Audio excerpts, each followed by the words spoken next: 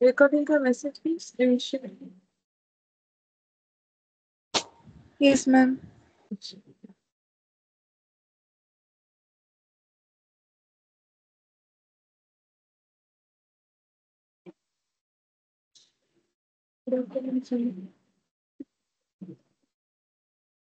Good evening ma'am.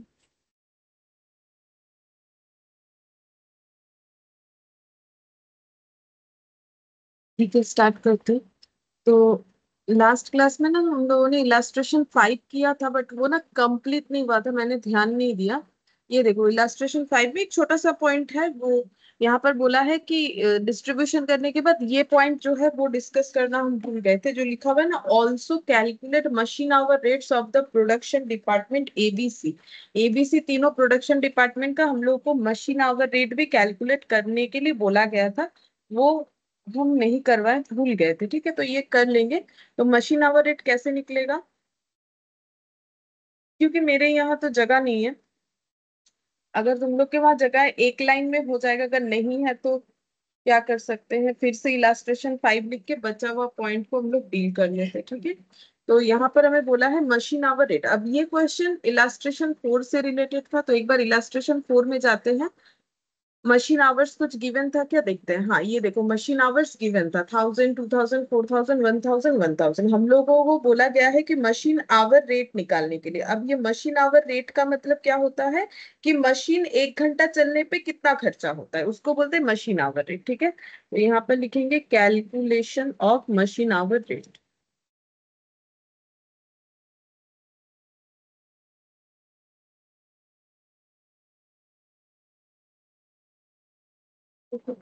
तो कितना सारा मशीन आवर्स रेट निकलेगा, तो मशीन यहाँ पर है 5 मशीन आवर्स दिए हुए हैं, लेकिन निकलेगा 3 का ही। क्यों? क्योंकि हम लोग को क्या निकालना है, मशीन आवर रेट का मतलब क्या निकलेगा कि टोटल, ये देखो यहाँ पर अगर इलास्ट्रेशन 5 में जाएंगे ना, तो देखो यहाँ पर क्या है, ए बी सी और एक्स वाई तीन दो 5 डिपार्टमेंट था, जहां पर एबीसी हम लोग का क्या था, प्रोडक्शन वाला डिपार्टमेंट। ठीक है, और एक्स और वाई हम लोग का था सर्विस डिपार्टमेंट। और सर्विस डिपार्टमेंट का सारा खर्चा जो है प्रोडक्शन डिपार्टमेंट में ट्रांसफर हो गया था आफ्टर सेकेंडरी डिस्ट्रीब्यूशन। तो प्रोडक्शन डिपार्टमेंट में खर्चा कितना निकला, ये वाला, इसको हम लोग क्या बोलेंगे, टोटल ओवरहेड। ठीक है, तो इसका मतलब इतना खर्चा होता है अगर मशीन कितने घंटे चलता है, 1000, 2000 और 4000 घंटा। क्योंकि ये 1000 1000 घंटा मशीन चलने का जो खर्चा है वो तो ऑलरेडी अपोर्शन हो चुका है ना एबीसी में। तो हमें बस तीन जो है हम लोग का प्रोडक्शन डिपार्टमेंट, उसके बेसिस पे ही निकालना पड़ेगा। ठीक है, तो सबसे पहले हम लोग यहाँ पर लिखेंगे टोटल ओवरहेड। ठीक है, टोटल ओवरहेड जो कि हमें कैलकुलेट करके मिला हुआ है 8,48,179। बी में है 6,50,542।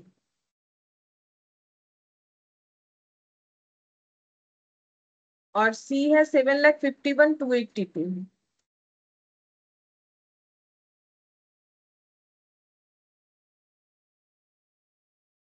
ठीक है, मशीन आवर। अब ये खर्चा हो रहा है कितने घंटे मशीन चलने के लिए, तो मशीन कितना कितना घंटा चल रहा है, 1000, 2000 और 4000 घंटा।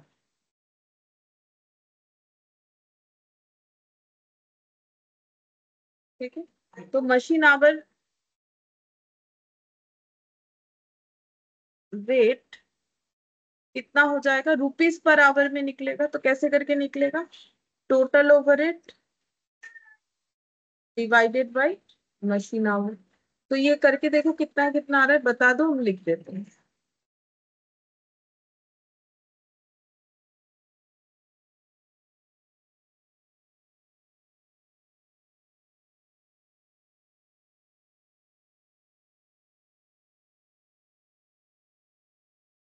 कितना आया पहला वाला,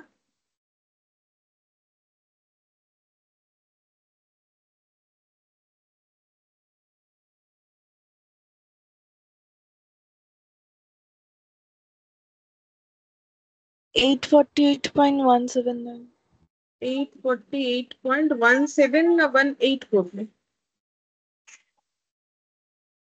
को 179 तो तो 18 हो जाए। 18। तो उसके बाद बोले 325.271. 27 ही रख देते हैं। और लास्ट में 187.82. ठीक है, तो ये हम लोग का हो गया।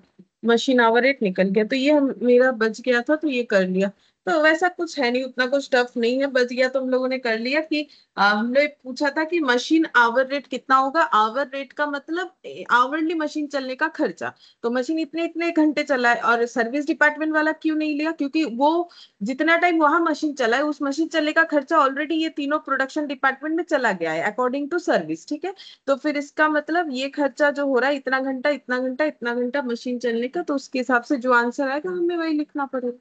अच्छा, अब इसके बाद हम लोगों ने किया था क्वेश्चन नंबर, जो लास्ट हम लोगों ने पहले दिन क्वेश्चन स्टार्ट किया था ना, वहां पर 1B पॉइंट वो डिस्कस हो गया था हम लोग का। ये कंप्लीट होने के बाद ही जो है हम लोग, मुझे क्लास थोड़ा ये करना पड़ा था। ठीक है, तो अब हम लोग क्वेश्चन नंबर 2 से करेंगे। तो ये 1 शायद पूरा कंप्लीट हो गया था। हाँ, ये 1 पूरा कंप्लीट हो गया था। अब हम लोग क्वेश्चन नंबर 2 करेंगे। ठीक है, तो ये बोला है modern manufacturers limited has 3 production department P1 P2 P3 and 2 service department S1 S2, details pertaining to which are as under. तो डिटेल्स कुछ ऐसे दिया हुआ है: direct wages, working hours, value of machine, HP of machine, light points, floor space. ठीक है, फिर next क्या बोला है देखते हैं। The following figures extracted from the accounting records are relevant. तो ये कुछ खर्चा दिखाया गया है: rent rates, general lighting, indirect wages, power, depreciation on machine, sundries. ये सभी हम लोगों का ओवरहेड है। क्यों? क्योंकि ये खर्चा हमें कोई भी 1 यूनिट फिनिश गुड्स में आइडेंटिफाई करना इतना मुश्किल नहीं है, तो सॉरी इतना आसान नहीं है। तो ये खर्चे को हमें क्या करना पड़ेगा, क्योंकि ये ओवरऑल में दिया हुआ है, तो हमें इसको डिस्ट्रीब्यूट यानी एपोर्शन करना पड़ेगा। अब एपोर्शन कैसे करेंगे? किसी ना किसी बेसिस पे करेंगे। बेसिस कहाँ पर मिलेगा? ये देखो ना, ऊपर कितने सारे डेटा है, इसी से कोई बेसिस हमें ढूंढना पड़ेगा। तो जैसे रेंट और रेट्स का कौन सा बेसिस होगा? अच्छा ठीक है, जब करेंगे तब पूछ लेंगे, चलो। अब यहाँ पर फिर बोला है expenses of the service department are allocated as under. तो एक्सपेंसेस जो सर्विस डिपार्टमेंट S1 S2 का है, S1 ने P1 को 20%, P2 को 30%, P3 को 40% और S2 को 10% सर्विस प्रोवाइड किया। S2 ने P1 को किया है, P2 को, P3 को और S1 को भी सर्विस प्रोवाइड किया है। ठीक है, तो यहाँ पर दोनों ही सर्विस डिपार्टमेंट एक दूसरे को सर्विस प्रोवाइड कर रहे हैं, तो यहाँ पर कौन सा मेथड लगता है? मतलब मेन नाम बोलो। ठीक है, उसके अंडर तो 3 मेथड है, कौन सा मेथड लगेगा?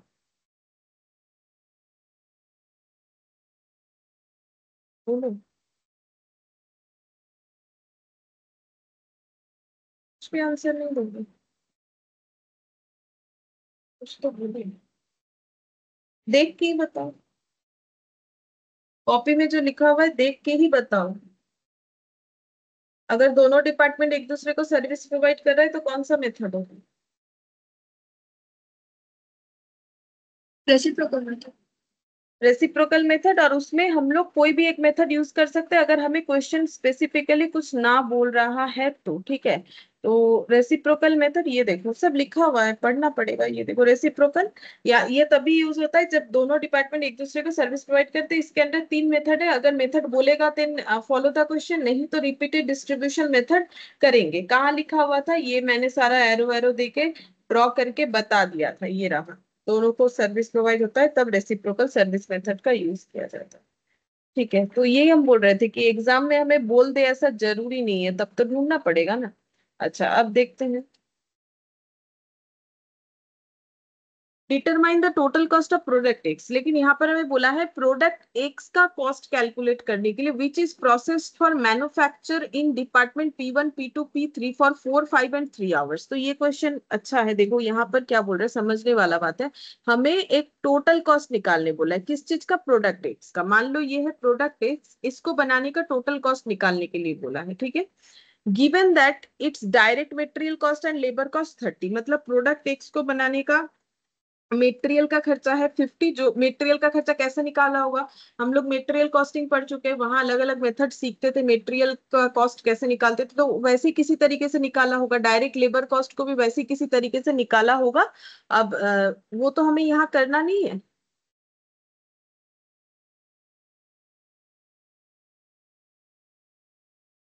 ये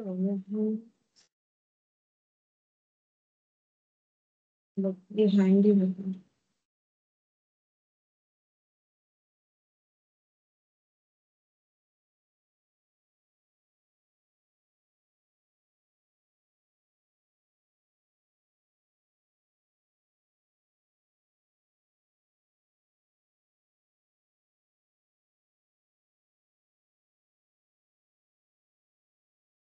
गुड आफ्टरनून समझ। तो यहाँ पर हाँ, तो ये प्रोडक्ट एक्स का मटेरियल हमें बता दिया है, लेबर का खर्चा भी हमें बता दिया है 30 रुपीज, क्योंकि हम लोग का चैप्टर है ओवरहेड का, ठीक है। तो इसका मतलब अब हमें यहाँ पर ओवरहेड का खर्चा कैलकुलेट करने बोलेगा, जो कि हमें इस लाइन पे दिख रहा होगा कि ये जो प्रोडक्ट एक्स है, ये जब बन के रेडी हुआ तो ये डिपार्टमेंट P1 P2 P3 से जो है इसमें P1 P2 P3 में ये प्रोडक्ट बना, ठीक है। P1 P2 P3 क्या था, हम लोग का प्रोडक्शन डिपार्टमेंट था, तो प्रोडक्शन डिपार्टमेंट में ही प्रोडक्ट बनेगा।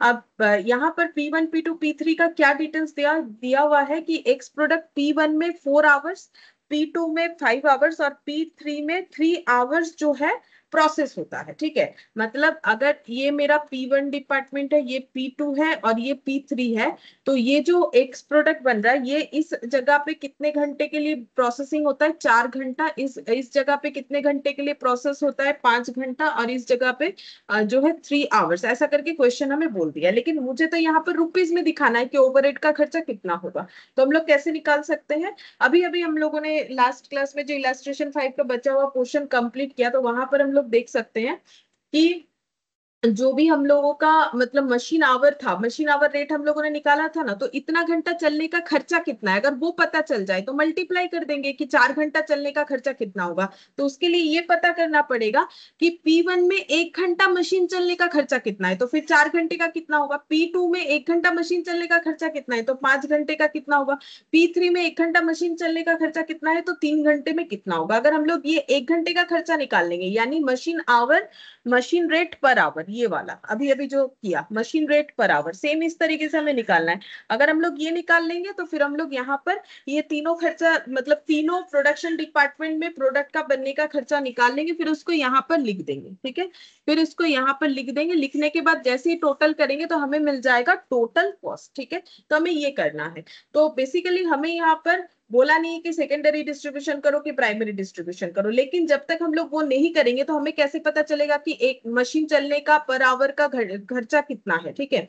तो उसके लिए हमें निकालना पड़ेगा टोटल ओवरहेड। अब टोटल ओवरहेड का खर्चा कैसे निकालेंगे, तो ओवरहेड का खर्चा टोटल निकालने का मतलब होता है primary distribution and secondary distribution. अगर सेकेंडरी डिस्ट्रीब्यूशन करना है तो करेंगे, ये तभी करना पड़ेगा अगर सर्विस डिपार्टमेंट अवेलेबल है, ठीक है। तो यहाँ पर तो है ही, तो क्वेश्चन तो पूरा ही होगा ना, मतलब छोटा क्वेश्चन होने का चांसेस तो कम ही रहेगा कि कुछ भी नहीं दिया डायरेक्ट कर लिया, वैसा तो होगा नहीं, ठीक है। तो अभी हम लोग को यहाँ पर जो दिया हुआ है इसमें हमें primary distribution as well as जो है सेकेंडरी डिस्ट्रीब्यूशन दोनों ही करना पड़ेगा, ठीक है। तो यहाँ पर बना लेते हैं column.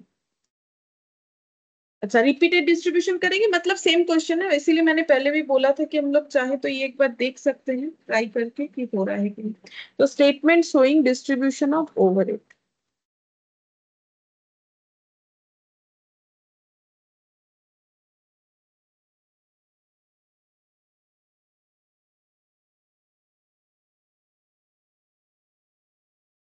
Particulars, basis,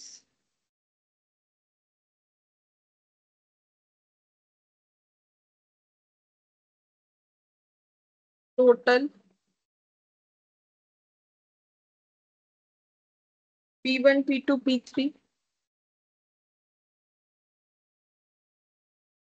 production department, service,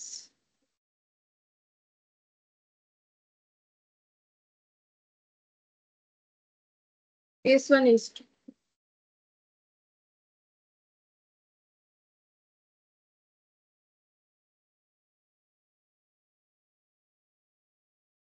सबसे पहले कौन सा खर्चा है देखते हैं। यहाँ दिया हुआ है डायरेक्ट वेजेस, तो डायरेक्ट कोई भी खर्चा हमारे प्रोडक्शन डिपार्टमेंट का नहीं आएगा, आएगा तो सर्विस डिपार्टमेंट का आएगा। ये लॉजिक मैंने लास्ट एक क्वेश्चन में आया था वहां बताया था, और एक जगह पे लिखवाया भी है जहां पर हम लोग डिस्ट्रीब्यूशन का डिटेल्स लिख रहे हैं कि डायरेक्ट खर्चा हम लोग यहाँ पर नहीं पढ़ते, हम लोग तो ओवरहेड पढ़ते हैं ना, लेकिन अगर डायरेक्ट खर्चा कुछ दिया हुआ है तो वो सर्विस डिपार्टमेंट का आएगा, सिर्फ सर्विस के कॉलम में, क्योंकि बाकी डायरेक्ट तो हम लोग प्राइम कॉस्ट में दिखाते हैं। तो यहाँ पर हो जाएगा डायरेक्ट वेजेस, बेसिस में लिखेंगे गिवन, हमें दिया हुआ है कैसे बेसिस में डिस्ट्रीब्यूट करना है, कौन से बेसिस में, तो ऑलरेडी डिस्ट्रीब्यूटेड है। तो यहाँ पर है 1500 और 195, तो दोनों का टोटल कितना हो जाएगा? 1500 और 195 कितना हो जाएगा? 1695। अच्छा, डायरेक्ट वेजेस के बाद कौन सा खर्चा है देखते हैं। डायरेक्ट वेजेस के बाद है वर्किंग आवर्स, ये तो टाइम दिया है। वैल्यू ऑफ मशीन्स, ये थोड़ी ना लिखना है, हमें तो खर्चा लिखना है। मशीन का वैल्यूज मतलब कितने से हम लोगों ने मशीन खरीदा था, एचपी हॉर्स पावर दिया है, light points, floor area, spaces, मतलब ये सब बेसिस हो सकता है खर्चे को डिस्ट्रीब्यूट करने के लिए। तो खर्चे में सबसे पहले दिख रहा है रेंट एंड रेट्स 5000, तो हम यहाँ पर लिख लेते हैं रेंट एंड रेट्स 5000। अब रेंट को हम लोग किस बेसिस पे डिस्ट्रीब्यूट करेंगे, तो यहाँ पर काफी सारा चीज था, तो इसमें से कौन से बेसिस पे डिस्ट्रीब्यूट करना सही रहेगा रेंट और रेट्स को, बताओ। Floor space. हाँ, फ्लोर स्पेस पे हो जाएगा, तो इसका रेशियो निकालेंगे तो कितना हो जाएगा, अगर हम लोग 500 से कैंसिल आउट करते हैं तो ये कितना हो जाएगा, ये हो गया 1, ये हो जाएगा 4, ये कितना हो जाएगा, 2 जीरो हट गया 6, 2 जीरो हट गया 5, 2 जीरो हट गया 4, 45641, 45641। तो यहाँ पर हो जाएगा फ्लोर स्पेस 454 और 1, ठीक है। अच्छा, अब ये टोटल करने से कितना होगा, 45641 का 6 + 4 10, 10 + 5 15, 15 और यहाँ 5, 15 और 5 कितना हो जाएगा 20, तो 20 से डिवाइड करना पड़ेगा, 5000 डिवाइडेड बाई 20,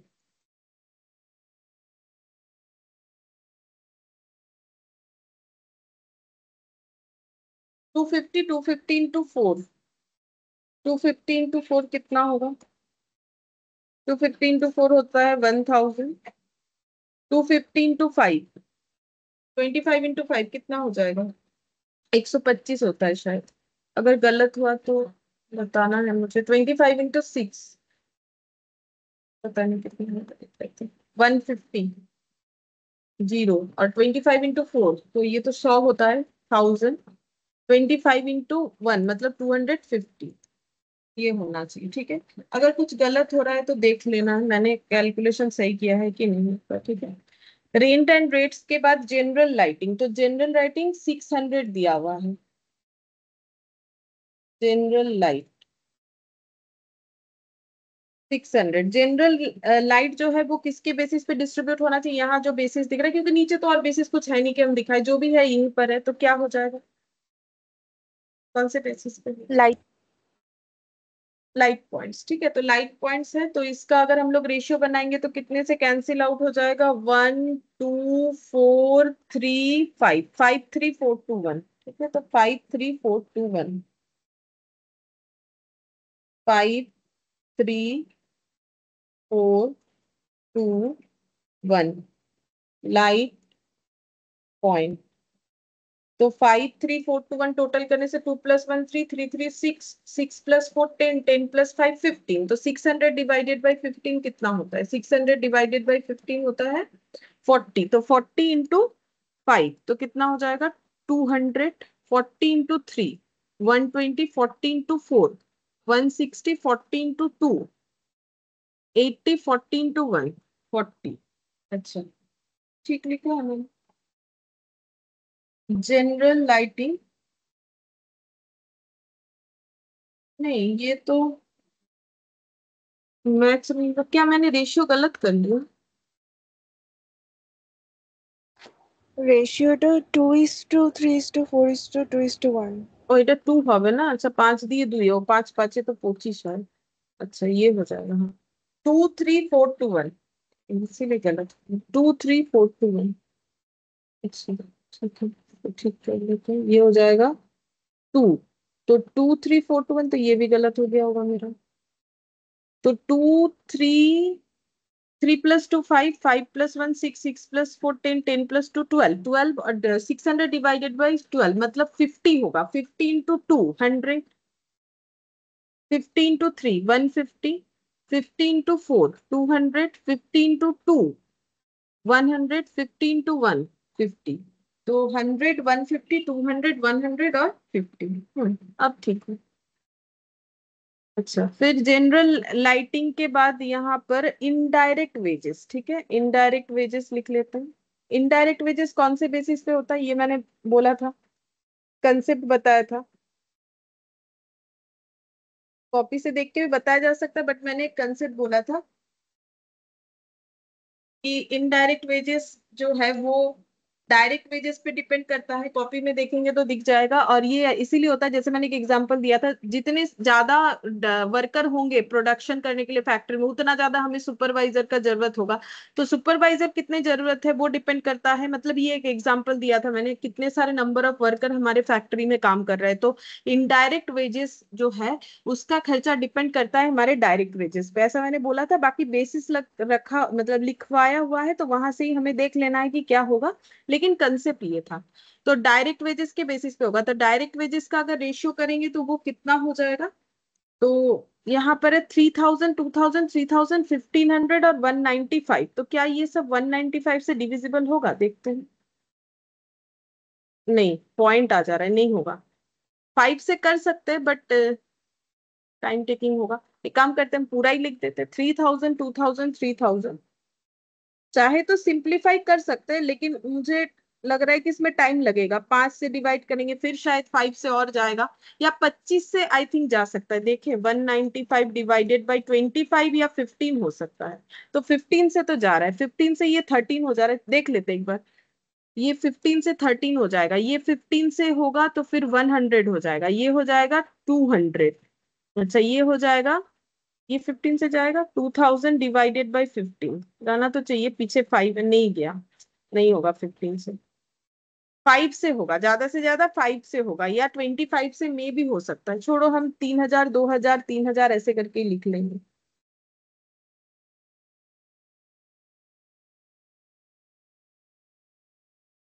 इस टू 1500 और 195। अच्छा, अब इनडायरेक्ट वेजेस था कितना, इनडायरेक्ट वेजेस है 1939। वैल्यू भी बहुत एब्सर्ड है, 1939। इसको हम लोग को डिस्ट्रीब्यूट करना पड़ेगा। तो पहले ये देखते हैं टोटल कितना होता है। 3000 3000 6000 और 2000 8000 8000, और ये हो जाएगा 9500 प्लस 195 9695। तो 19695 ये लिख लेते, नहीं तो हम भूल जाएंगे। 9695, तो 1939 डिवाइडेड बाई 9695, ये आ जाएगा वैल्यू, मतलब बेसिकली 0.2। तो ये सबके साथ 0.2 मल्टीप्लाई करने से ही होगा, मतलब 20%। तो 3000 का 20%, ठीक है, आसान हो गया। 3000 का 20% कितना हो जाएगा, 600। 2000 का 20% यानी 400 हो जाएगा। 3000 का फिर से 20% यानी 600 हो जाएगा। 1500 का 20% 300 हो जाएगा। अच्छा, और ये 195 का 20% ये देख लेते हैं कितना। तो 39 हो गया। अगर रेशियो ऐसे मतलब सिंप्लीफाइड करने में प्रॉब्लम लगता है, तो जो लिखा हुआ है उसको करके भी करेंगे तो बात एक ही है, ठीक है। जैसे भी कर सकते, मैथमेटिकली आंसर तो सेम ही आने वाला है, लेकिन अगर छोटा हो जाए तो ओरली कैलकुलेशन कर सकते हैं हम लोग, ठीक है, इससे जल्दी होता है। और अगर लगे कि नहीं बहुत ज्यादा टफ लग रहा है, तो उस केस में जो है लिखा हुआ उसको लिख के भी करेंगे तो हो जाए। इनडायरेक्ट वेजेस के बाद है पावर। पावर है 1500, तो यहाँ पर लिखेंगे पावर। पावर है 1500। अच्छा, पावर कौन से बेसिस पे हमें डिस्ट्रीब्यूट करना पड़ेगा। तो यहाँ पर हॉर्स पावर ऑफ मशीन दिया हुआ है, और वर्किंग आवर्स भी दिया हुआ है मशीन का, और हॉर्स पावर ऑफ मशीन दिया हुआ है। ठीक है, ये हॉर्स पावर ही दे दिया है मशीन का ही हॉर्स पावर दे दिया है, तो फिर हॉर्स पावर अब मशीन पे ही होगा, पावर का ये पावर कंजम्पशन। तो ये कितना है, 60 30 50 10, मतलब 1536। ठीक है, 1536। ये वर्किंग आवर्स दिया है, बट ये मशीन का है कि लेबर का है वो तो हमें नहीं बताया कि हम लोग मल्टीप्लाइड करें। एक क्वेश्चन में क्या था ना, वर्किंग नोट बोला था लिख लेने के लिए, तो यहाँ पर तो हमें वर्किंग आवर्स बोला है, but working hours for machine है कि वर्कर है, मतलब नॉर्मल, वो तो हमें नहीं बताया ना, तो हम लोग simple horse power of machine लेके करेंगे। तो यहाँ पर बेसिस हो जाएगा हॉर्स पावर ऑफ मशीन। ये बता ही दिया है कि मशीन का ही हॉर्स पावर है, तो 6351। 0 0 मैंने हटा दिया। ठीक है, तो 6351 मतलब 3 + 1 4, 6 10 10 + 5 15, 15 से डिवाइड करेंगे तो 100 होने का मतलब 100 × 6, 100 × 3, 100 × 5, 100 × 1। ये वाला खाली रहेगा क्योंकि S2 का पावर का खर्चा हमें दिया हुआ नहीं। अच्छा, पावर के बाद है depreciation on machine. Depreciation on machine 10,000, तो ये किस पे जाएगा, डेप्रिसिएशन ऑन मशीन 10,000। अच्छा, ये किस पे जाएगा, कौन से बेसिस पे जाएगा, value of value machine. Of हाँ, वैल्यू ऑफ मशीन। इसको अगर हम लोग सिंप्लीफाइड करें, इसको कर सकते हैं, 5,000 से डिवाइड करेंगे तो 1 1, ये इतना आ जाएगा, ये 1 हो जाएगा, ये 1 हो जाएगा, ये 5,000 से डिवाइड करने से 3 जीरो हट गया, ये हो जाएगा 20। 20 होगा।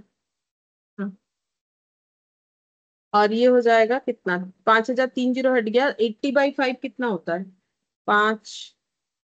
16, 16 85। हाँ, ये 3 जीरो हट गया, फिर क्या हो जाएगा, 12, 12 5 60। हाँ, 12 16 20 11, 12 16 20 11। अच्छा, ये हो जाएगा वैल्यू ऑफ मशीन।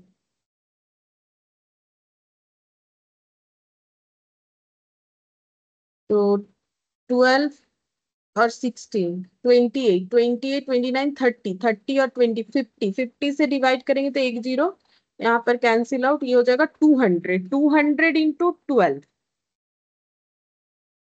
200 × 12, तो 2400, 200 × 16 मतलब 32, और उसके बाद दो जीरो, 200 × 2 मतलब 4000, जीरो को लेके, और यहाँ पर 200 × 1 200, और 200 × 1 200।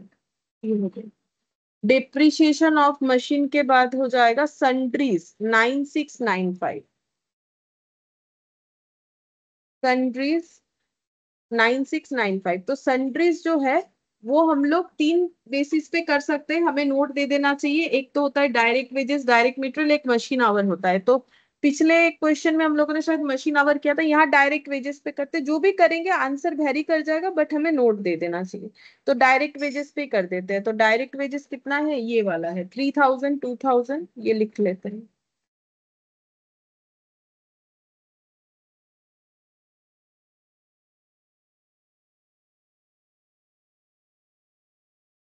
फिफ्टीन हंड्रेड और 195, तो ये कितना आया था, 3 3 6 2 8 और एक 9500 +195, 9695 ये आ रहा है। तो डिवाइडेड बाई 9695 मतलब 1 हो गया, तो 1 × तो ये जो भी वैल्यू है वही आ जाएगा, 1 से मल्टीप्लाई करेंगे तो उतना ही दिखेगा ना, 3000 2000 फिर से 3000 फिर से 1500 और 195। ठीक है, तो ये हम लोग का प्राइमरी डिस्ट्रीब्यूशन कंप्लीट हुआ। अब इसका टोटल लगाएंगे। टोटल प्राइमरी डिस्ट्रीब्यूशन, टोटल नहीं, सिर्फ प्राइमरी डिस्ट्रीब्यूशन लिखने से अच्छा होगा, प्राइमरी डिस्ट्रीब्यूशन।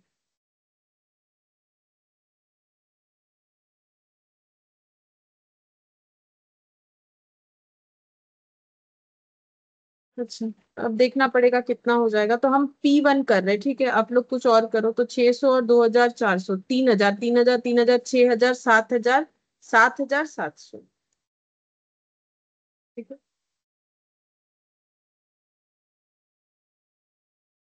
P2 भी कर सकते, 300 और 400, 700, 700 और यहाँ पर हो गया 700 और ये 800, 850, 5200 प्लस 850, 5200 प्लस 850, ये इतना तक हो गया। प्लस 1250, देखते हैं कितना आता है। 6450। और कुछ छूट गया लग रहा है। 1250 प्लस 7850 प्लस 5200, हाँ 7300, ये ठीक है। P3 हुआ है क्या, तो हम लिख लेते हैं पूछ के। अच्छा, ये ना 30 लिख दिया मैंने गलती से, दिख रहा है ये 3000 आया है। नहीं हुआ है अभी तक। 3000, 4000, 7000, 7000 और यहाँ पर हो गया 8500, 9800, ठीक है। इसके बाद वाला हुआ है 4700 3000 4700, हाँ ये 4700 होगा ना, ये सही है। और लास्ट वाला 920 929। और ये टोटल कॉलम का एडिशन फिर कितना होगा, ये सबको ऐड करने से पता चलेगा या फिर ऐसे करेंगे तो भी हो जाएगा। 5600, 1939 प्लस 11, 30429 30,429, अच्छा 30,429 प्राइमरी डिस्ट्रीब्यूशन हो गया, ठीक है। यहाँ कैलकुलेशन मेन होता है और कुछ नहीं। इसके बाद सेकेंडरी डिस्ट्रीब्यूशन करेंगे, उसमें थोड़ा सोचना पड़ता है कि क्या करना है। तो सेकेंडरी डिस्ट्रीब्यूशन तो हम लोग मेथड आइडेंटिफाई कर लिए हैं कि हमें जो है रेसिप्रोकल डिस्ट्रीब्यूशन मेथड करना है। उसमें 3 मेथड होता है। अब क्वेश्चन में हमें कुछ नहीं बोला है कि ये मेथड यूज करना है कि वो मेथड यूज करना है, तो हम लोग अपना रिपीटेड डिस्ट्रीब्यूशन करेंगे, क्योंकि बाकी 2 मेथड टाइम कंज्यूमिंग है और करने में भी डिफिकल्टीज लगता है। तो यहाँ पर हो जाएगा redistribution of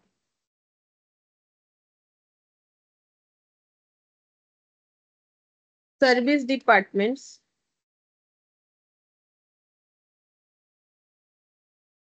expenses over production department, या फिर समरी ऑफ सेकेंडरी डिस्ट्रीब्यूशन, ये भी लिख सकते हैं। Particulars P1, P2, P3, S1, S2।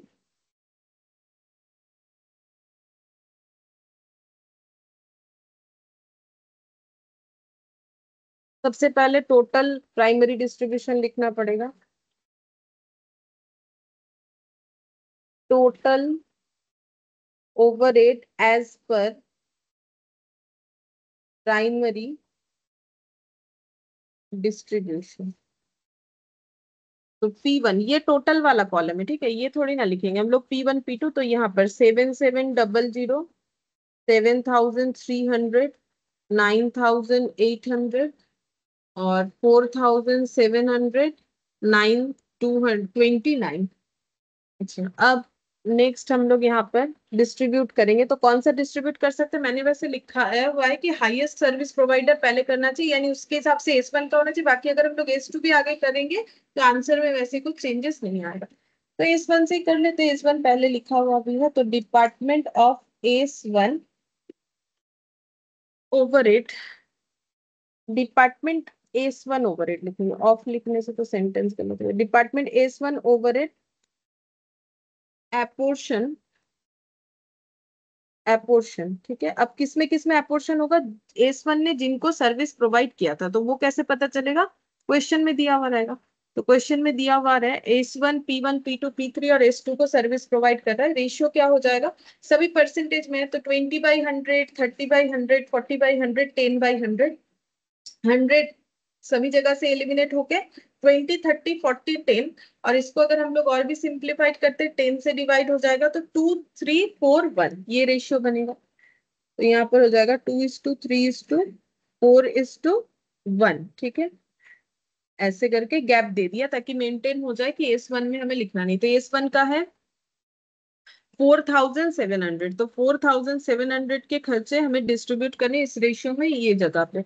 और तब तक करते जाना है जब तक नेग्लिजिबल वैल्यू ना आ जाए, और एक एक साइकिल पे करना है। मतलब अगर S1 किया है तो फिर S2 होगा, फिर S1 S2 ऐसे करके होता है। डिवाइडेड बाय यहाँ पर कितना हो जाएगा, 3, 2, 5, 5 और 4, 9 और 1, 10 हो गया। अच्छा, 4,700 डिवाइडेड बाई 10 करेंगे तो 470 आ गया। तो 470 इंटू 2, तो ये हो जाएगा 940। पहला हो गया 940। फिर इन डिवाइडेड बाई 2 इंटू 3 कर लेते हैं तो आ गया 1410। फिर डिवाइड 3 करने से वही डेटा मिल जाएगा, इंटू 4 कर लेंगे तो 1880। डिवाइडेड बाय 4 इंटू 1 तो 470 हो जाएगा। अब नेक्स्ट हमारा जो नेक्स्ट साइकिल होगा वहां पर डिपार्टमेंट S2 ओवरहेड एपोर्शन, S2 का ओवरहेड एपोर्शन करना पड़ेगा। रेशियो यहाँ पर कैलकुलेट करेंगे। तो रेशियो यहाँ पर है 40%, 20%, 30%, 10%। सिमिलरली 100, 100 नीचे से सब एलिमिनेट होके 40, 20, 30, 10 हो जाएगा। तो 10 से अगर सिंप्लीफाइड करेंगे तो 4, 2, 3, 1 होगा। तो यहाँ पर लिख लेते हैं 4, 2, 3 और 1, ये ऐसे हो जाएगा। अच्छा, तो अब खर्चा कितना है S2 का, ये दोनों का टोटल प्लस 929, तो ये हो जाएगा 1399। तो 1399 टोटल हुआ है। तो मैंने पहले भी बोला था कि टोटल लिख के किया जा सकता है, लेकिन वो काफी टाइम टेकिंग होगा। हर एक स्टेप में टोटल करने से बहुत ज्यादा टाइम लगेगा, गलत होने का चांसेस भी ज्यादा होता है ज्यादा बार टोटल करेंगे तो।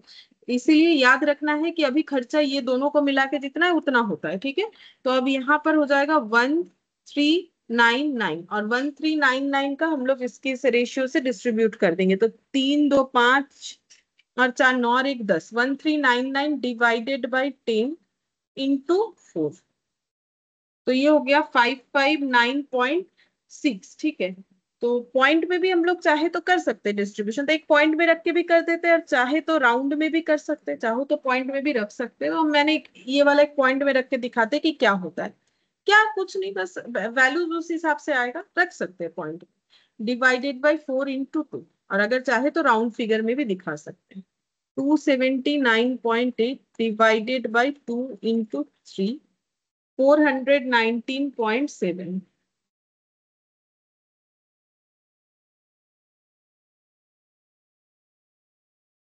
139.9 ये होता है। तो एक साइकिल पूरा हो गया। अब हमें करना कितना होता है, जब तक नेग्लिजिबल वैल्यू ना आ जाए। तो अभी कितना खर्चा डिस्ट्रीब्यूट होगा, 139.9 सर्विस डिपार्टमेंट का होगा। तो अभी भी नेग्लिजिबल वैल्यू नहीं आया। नेग्लिजिबल का मतलब होता है 1 से कम। ठीक है, तो डिपार्टमेंट S1 ओवरहेड फिर से डिस्ट्रीब्यूट होगा एपोर्शन। रेशियो सेम रहेगा। एक बार रेशियो बन गया तो और देखने का जरूरत नहीं। 2:3:4:1। तो 3, 2, 5 और 1, 6, 4, 10, 10 हो गया।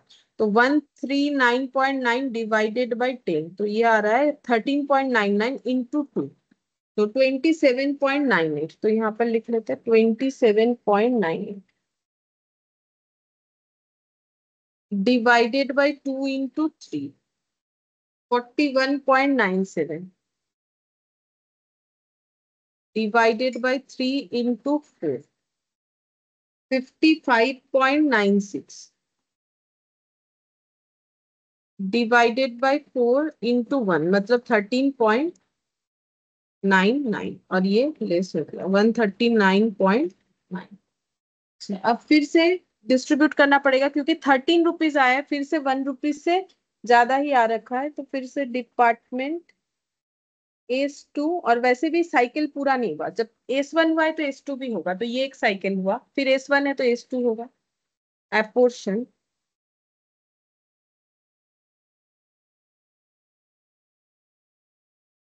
रेशियो 2:3:4:1, तो 10 हुआ है। तो 13.99 का डिस्ट्रीब्यूशन हो जाएगा 13 0.99 और ये रेशियो का टोटल 10 हो रहा है। 3 2 5 और एक 5 और 4 9 और एक 10 हो गया, डिवाइडेड बाई 10। 1.399 इंटू 2, तो ये आ रहा है 2.798, ऐसा आ रहा है। ठीक है, तो 2.798 देखते हैं। हो सकता है यहाँ थोड़ा सा हमें इसको हटाना पड़े, तो अगर पेंसिल है तो उससे भी लिख सकते हैं, क्योंकि अगर कम ज्यादा हुआ तो वहां पर एडजस्ट करना पड़ेगा ना। इसमें अगर 1 रुपए से कम आया तो एडजस्ट करना पड़ेगा रेशियो इसमें। गलत है। रेशियो गलत है। ओ, 4 S2 वाला है, मतलब 4 2 3 और 1। अच्छा, तो कितना हो रहा है? 3 2 5 और 4 9 हो जाएगा। अच्छा, 13.99 डिवाइडेड बाई 9 इंटू 4, तो 6.21 आया। तो हम इसको हम 6 पॉइंट डिवाइडेड बाय 10 होगा। टेन ही किया शायद ना, 13.99 डिवाइडेड बाई 10 किया। अच्छा, मैंने 9 लिख रखा है ना। अच्छा, एक 1 नहीं लिखा, लेकिन मैंने किया शायद 10 ही।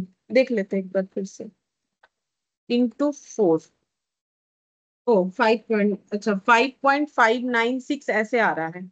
ठीक है, तो हम लोग इसको देखो, एक क्या होगा यहाँ पर, क्या आ रहा है उसके ऊपर डिपेंड करेगा कि हमारा आगे कोई साइकिल होगा कि नहीं होगा। तो एक बार यहाँ देख लेते हैं। हमें यहाँ पर एक बार लिखते हैं, 5.596 है, तो पैसे के घर पे 2 ही डिजिट लिखेंगे, तो 596 है, तो इसको राउंड करके हम लोग ऐसे लिख सकते हैं, 60 लिख सकते हैं। ठीक है, डिवाइडेड बाई 4 इंटू 2 कर लेते हैं, तो ये हो जाएगा 2.798, मतलब 2.80। फिर डिवाइडेड बाई 2 इंटू 3, तो 4.197, मतलब 4.20। और डिवाइडेड बाई 3 इंटू 1, मतलब ये आ रहा है हम लोग का 1.399, मतलब 40 आ रहा है। ठीक है, तो बेसिकली 13.99, मतलब 1 रुपए से कम ही आया।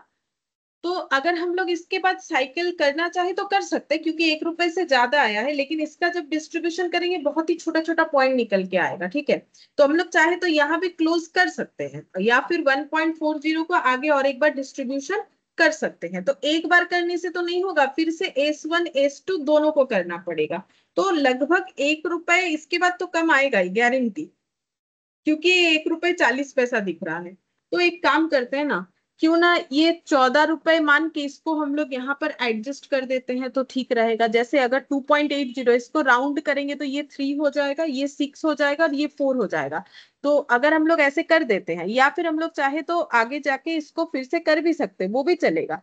क्योंकि हमें ये ऐसे कोई हार्ड एंड फास्ट रूल नहीं बोला गया है कि जो हम लोग का नेग्लिजिबल वैल्यू है वो कितना होना चाहिए। नॉर्मली माना जाता है कि 1 रुपए से कम, तो अगर 1 रुपए तक आ गया तो हम लोग इग्नोर कर सकते हैं। ठीक है, तो अगर इसको हम 6 कर लेते हैं, सोच रहे हैं कि कर लेते हैं, अगर ये 3 कर लेते हैं और ये 4 ही रखते हैं, तो इसमें 6 + 4 10 10 + 3 13 हो जाएगा, जो यहाँ पर 13.99 दिख रहा है।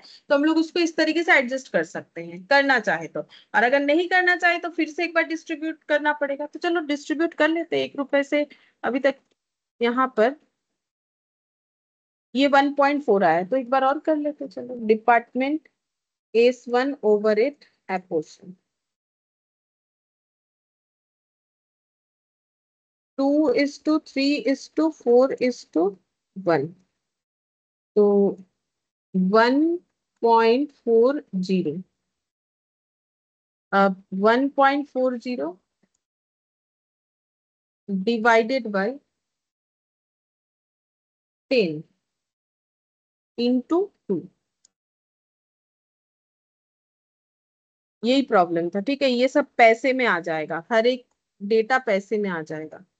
तो यहाँ पर हो गया 0.42, 0.56, और ये हो जाएगा 0.14। ठीक है, अब ये 0.14 को हम लोग इग्नोर तो कर सकते हैं मतलब, लेकिन हमें एक साइकिल पूरा करना पड़ेगा ना। अब S1 करके तो छोड़ नहीं सकते, अगर S1 का मतलब हुआ है तो S2 भी होगा, एक एक साइकिल पूरा करना पड़ेगा। जैसे ये एक साइकिल, फिर इसके बाद S2 भी करना पड़ेगा। करना चाहे तो कर सकते हैं 0.14 का डिस्ट्रीब्यूशन, लेकिन काफी पॉइंट पॉइंट में आंसर आ जाएगा। तो इसीलिए एक्चुअली इसको बेटर होता है कि अगर हम लोग यहीं पर इसे क्लोज कर दे, इसे 14 रुपीज मान के। लेकिन अब कर लिया है तो चलो कर लेते हैं। करने में कोई पाबंदी नहीं है कि करने से कुछ गलत है, लेकिन समय बचाने के लिए बोला जाता है कि जरूरत नहीं अगर 1 रुपए से कम होता है। करने में कोई ये नहीं है कि करना मना है, ठीक है। वो तो जब तक पॉइंट पॉइंट आते जाएगा करते जा सकते हैं, लेकिन उसमें तो फिर क्वेश्चन ही खत्म नहीं होगा। फिर से 10 0.14 और ये 10 इंटू 4, तो ये हो गया 0.056। 0.056 divided by 4 into 2, 0.028 divided by 2 into 3, 0.042 divided by 3 into 1, मतलब 0.014। वो हम लोगों को यहाँ नहीं दिखाना है, इस चीज को हम लोग इग्नोर कर देंगे, ठीक है। ताकि ये टोटल करके इतना अगर नहीं आ रहा है तो उसमें चेक करेंगे कि कितना और वैल्यू लगाने से आ जाएगा। तो यहाँ पर कितना आ रहा है 0.056 प्लस 0.028 प्लस 0.042, तो टोटल आ रहा है 0.126, जबकि मुझे चाहिए 0.14। माइनस कर देते हैं तो मुझे 0.014 और ऐड करना चाहिए, तो 0.014 ऐड कर सकते हैं।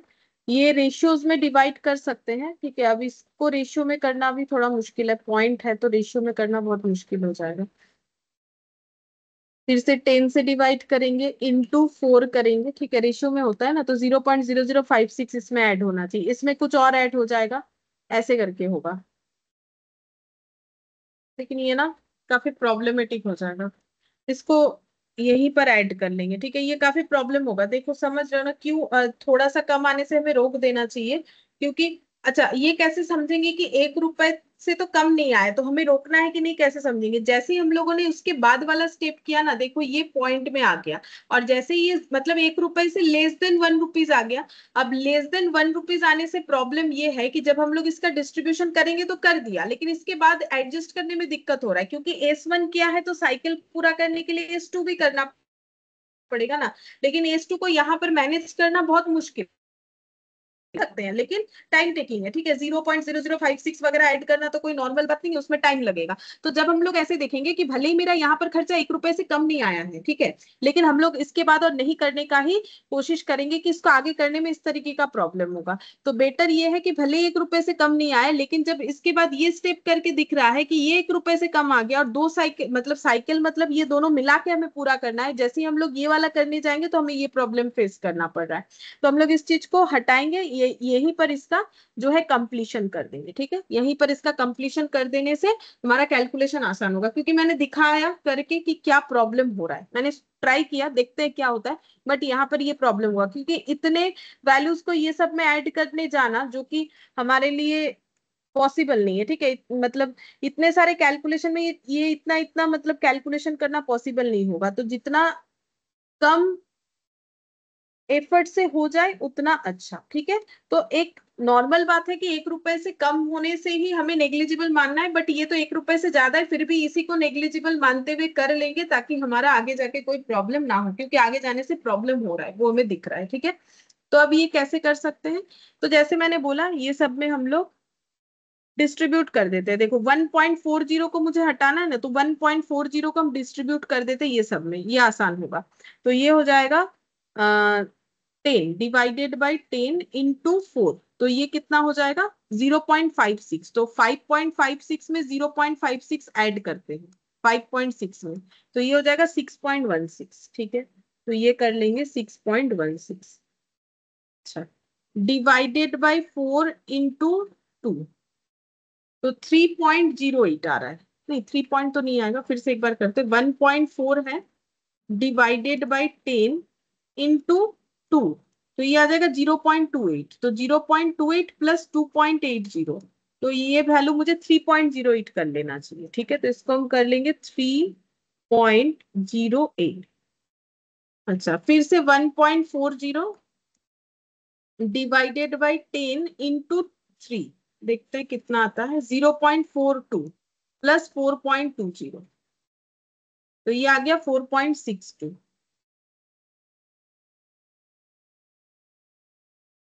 अच्छा, अब देखते हैं कि ये टोटल करने से 13.99 आता है कि नहीं। तो नियर अबाउट आने से भी होगा, एग्जैक्ट तो आना पॉसिबल नहीं, क्योंकि पॉइंट में आंसर आ रहा है, तो एकदम एग्जैक्ट हम लोग कैसे कर पाएंगे। 4.62, 13.86 आया है, जबकि 99 है। तो कितना कम आ गया, -13.99। तो यहाँ पर हम लोग का 13 पैसा कम आ रहा है, 13 पैसा। ठीक है, कोई बात नहीं, हम लोग इसको यहाँ पर एपोर्शन नहीं करेंगे, वो राउंड ऑफ के कारण हो रहा है। ये 13.99 ही रखा है मैंने, और यहाँ पर मैंने इस तरीके से कर दिया। इतना चलेगा, थोड़ा बहुत पैसा 13 पैसा इधर उधर हुआ तो चलेगा, कोई प्रॉब्लम नहीं। चाहो तो किसी एक जगह पे 13 पैसा ऐड करके भी किया जा सकता है, जैसे किसी भी एक जगह, क्योंकि ऑलरेडी मैंने एक बार डिस्ट्रीब्यूट कर दिया, अब फिर से इस 13 पैसे को रेशियो में डिस्ट्रीब्यूट किया जा सकता है। लेकिन अगर हम लोग 13 पैसे को नॉर्मली भी यहाँ पर किसी भी एक जगह पे ऐड ऑन कर दे तो भी चलेगा। ठीक है, 13 पैसा ही है, तो इसमें कर देते 4.62 में, लास्ट वाले में कर देते, तो उससे 4.49 कर देते। चलो ठीक है, 4.49। क्योंकि प्रॉब्लम ये है कि जब हम लोगों ने 1.40 को डिस्ट्रीब्यूट किया ना, तब ये प्रॉब्लम हो रहा है कि यहाँ पर हम लोग मैनेज नहीं कर पा रहे ना, तो फिर किसी एक तरीके से करना पड़ेगा।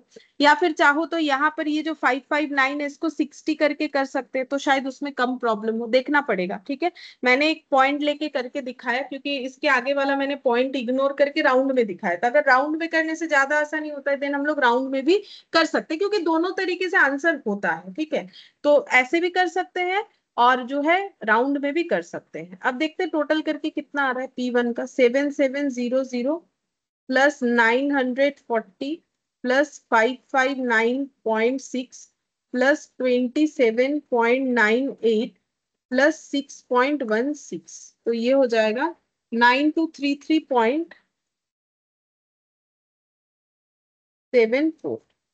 7300 प्लस 1410 प्लस 279.8 प्लस 41.97 प्लस 3 कितना, बोलो। ऐसा कुछ आ रहा है। हाँ तो बताइए।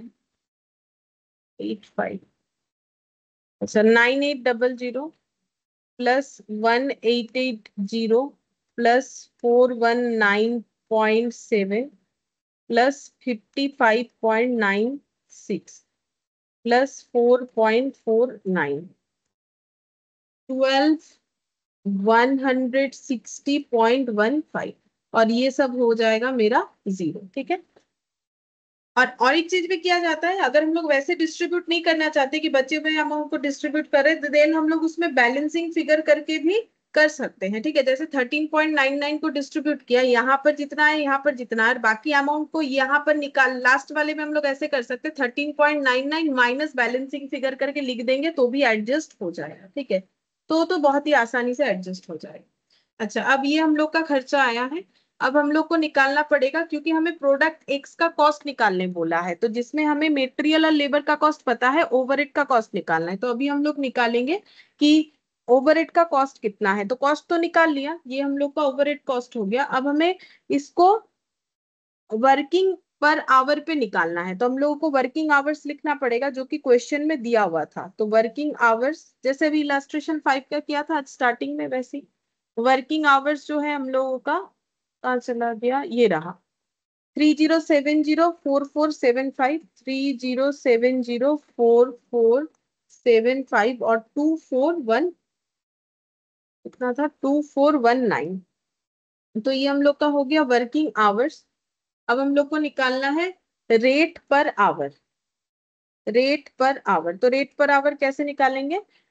9233.74 का खर्चा होता है अगर 3070 घंटा काम होता है, तो 1 घंटा काम होने का खर्चा कितना होगा, तो डिवाइड करने से ही पता चलेगा। तो हम सभी डेटा को पहले लिख लेते हैं, फिर चेक करते कितना होगा।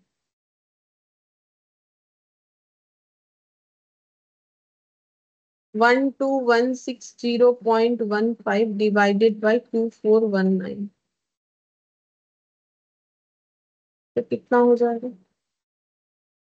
ये वाला लास्ट वाला मेरे पास है यहाँ पर कैलकुलेटर पे, तो ये निकाल लेते, तो ये हो रहा है 5.026, तो रुपीज 5.03 पर आवर। अच्छा, कोई कोई सा भी निकाला हुआ है तो हम लिख लेंगे।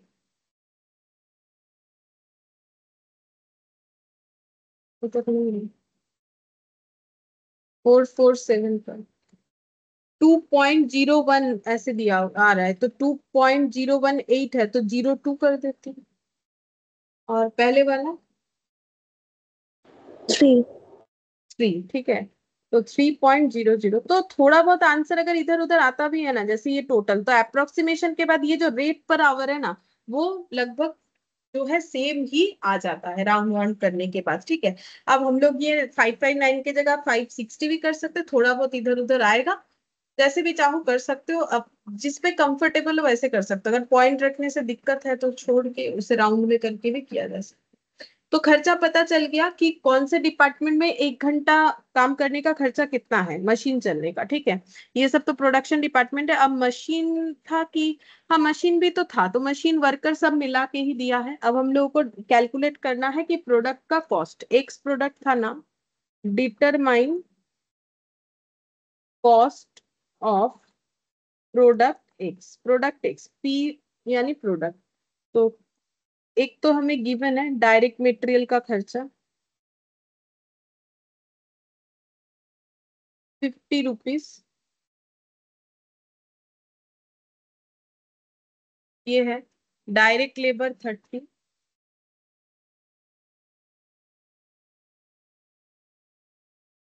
और ओवरहेड कॉस्ट, तो ओवरहेड का खर्चा कहाँ कहाँ लगेगा, P1 में लगेगा, P2 में लगेगा, P3 में लगेगा। P1 का खर्चा 3 रुपीज करके आया था, ठीक है, @3 करके। P2 का आया हम लोगों का शायद कितना आया, 2.02 और 5.03।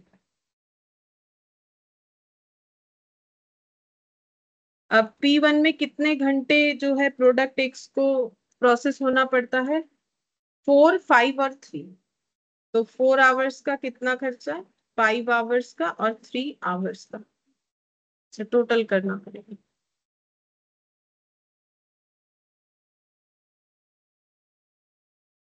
टोटल करने से कितना आएगा,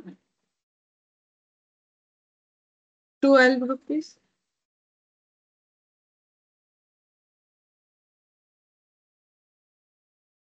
10.10, और ये कितना आ रहा है,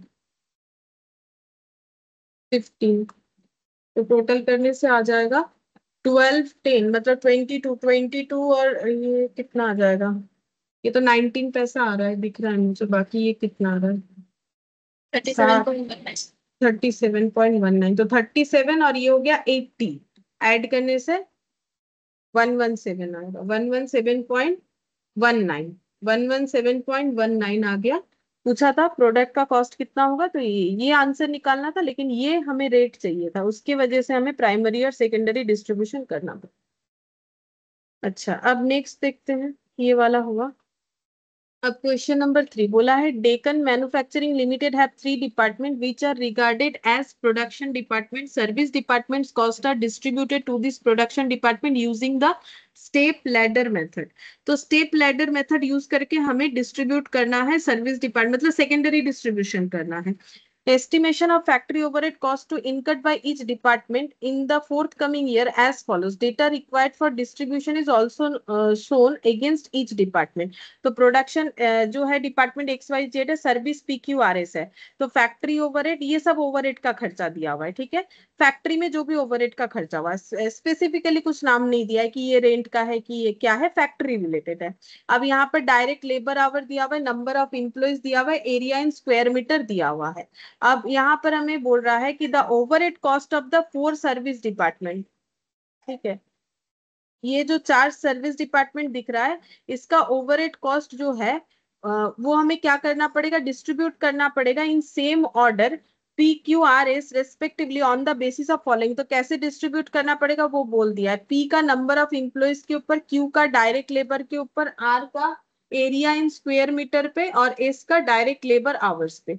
अच्छा, तो वही फॉलो करेंगे जो बोला है। प्रिपेयर करना है schedule showing the distribution of overhead cost of the 4 service department to the 3 production department. मतलब सेकेंडरी डिस्ट्रीब्यूशन बोला है कि हमें एक शेड्यूल बनाना है जहां पर हमें डिस्ट्रीब्यूशन दिखाना है ओवरहेड कॉस्ट का। चारों सर्विस डिपार्टमेंट जो अपना कॉस्ट प्रोडक्शन डिपार्टमेंट में एप्लीकेशन करेंगे वो हमें दिखाना है। ठीक है। अच्छा, फिर यहाँ पर दूसरा एक पॉइंट बोला है वो करेंगे, पहले पॉइंट ए कर लेते हैं। मतलब बेसिकली हमें सेकेंडरी डिस्ट्रीब्यूशन करने के लिए बोला है। 3 का ए, तो schedule showing the distribution of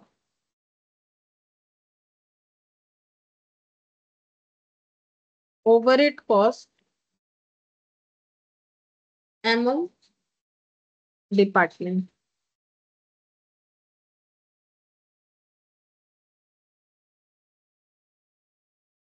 particulars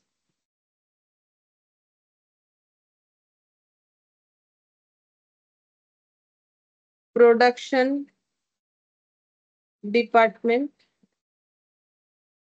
service department।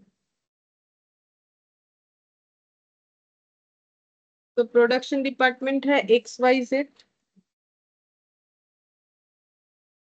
और सर्विस डिपार्टमेंट था P Q R S. P Q R और एस। अच्छा,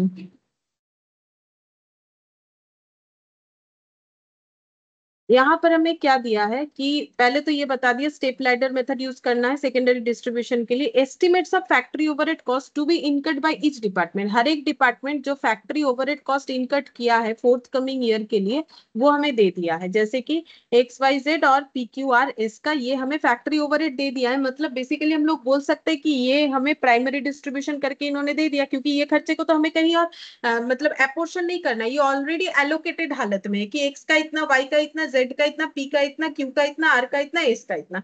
तो ये हमें प्राइमरी डिस्ट्रीब्यूशन करके दे दिया है। तो ये पहले लिखेंगे, फिर इस डिस्ट्रीब्यूशन का जब रीडिस्ट्रीब्यूशन करेंगे तो वो सेकेंडरी डिस्ट्रीब्यूशन होगा। तो यहाँ पर लिखेंगे total overhead as per primary distribution. Total overhead as per primary distribution. तो 193, 64, 83।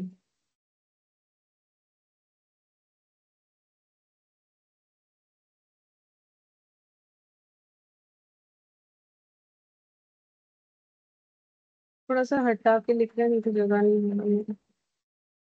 P Q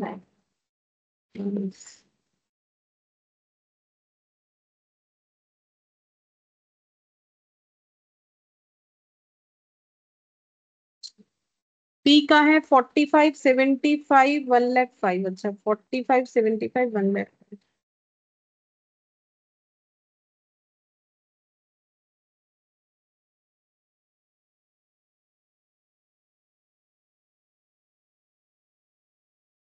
forty five 1,05,000, 30,000।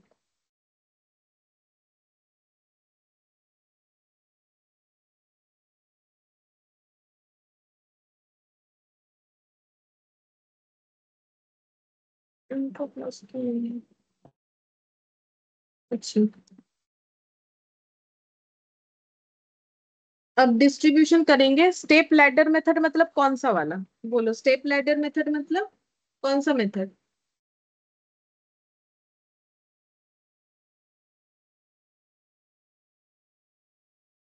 ये क्लास में, सर का क्लास में ट्रांसफर कर देंगे, मेरे क्लास में।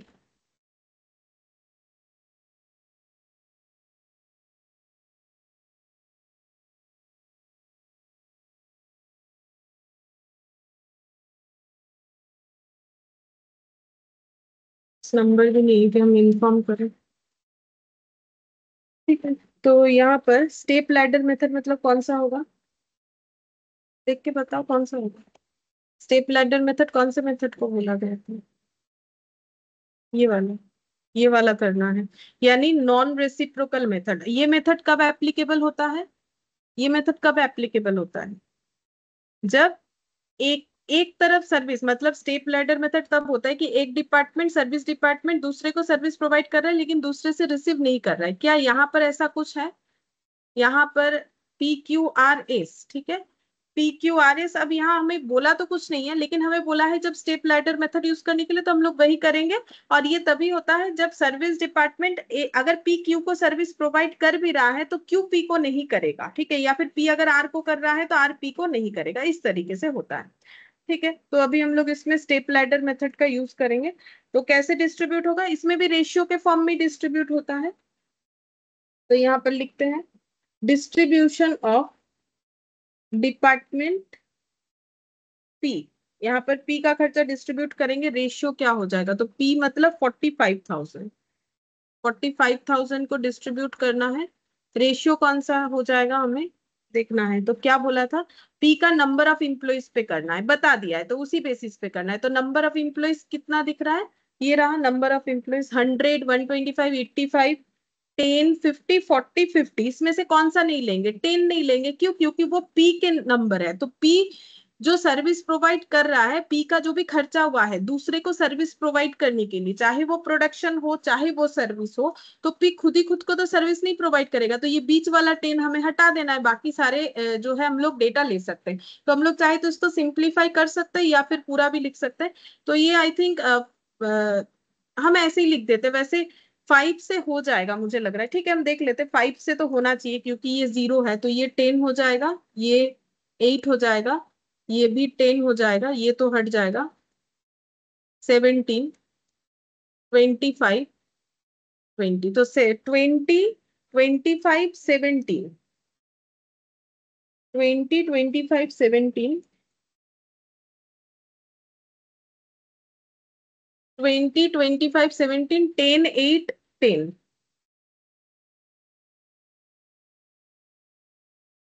अच्छा, अब टोटल करेंगे कितना हो जाएगा? 20, 25, 17, 10, 8, 10,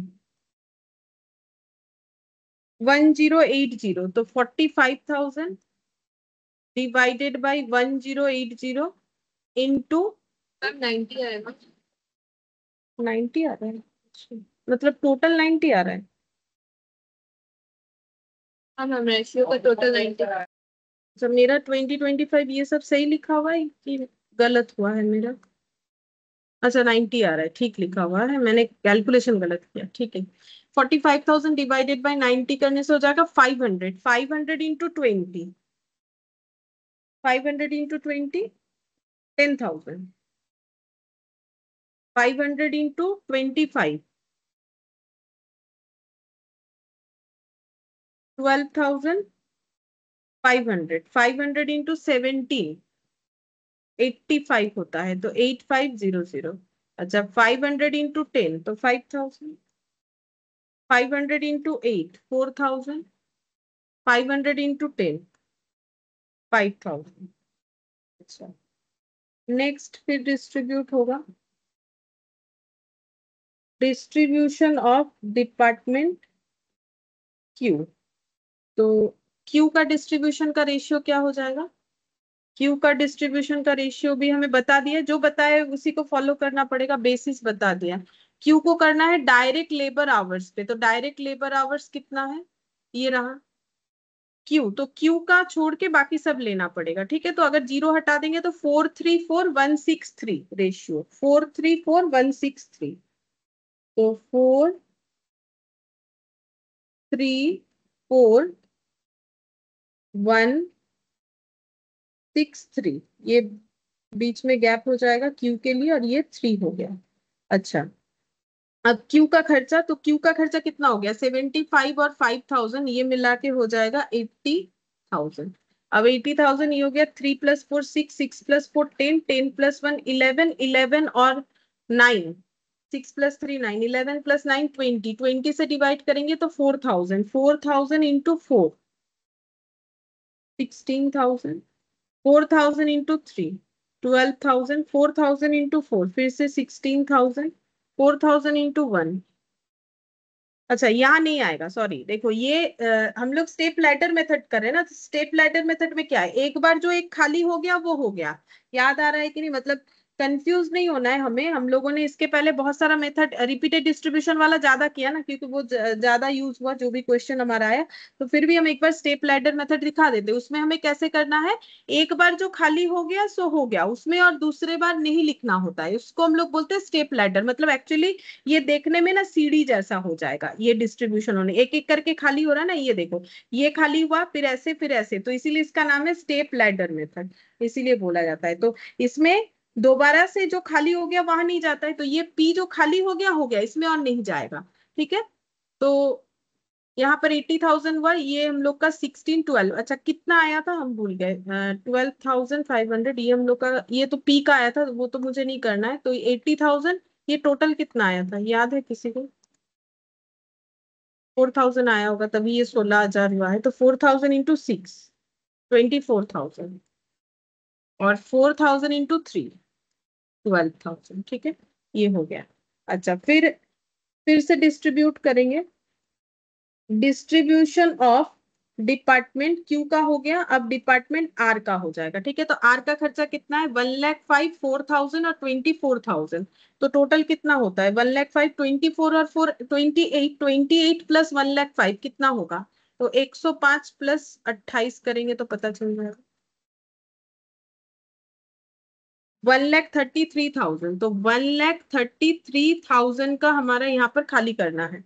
अच्छा रेशियो क्या होगा, इसमें भी बता देगा कि क्या रेशियो फॉलो करना है। तो डिपार्टमेंट हम लोग कौन सा वाला कर रहे हैं, आर, आर का कौन सा रेशियो लेना है, एरिया इन स्क्वायर मीटर। तो एरिया लेना है तो 3,000, 1,500, 1,500, 500, ये 1,500, और आर का हट जाएगा और एस आ जाएगा।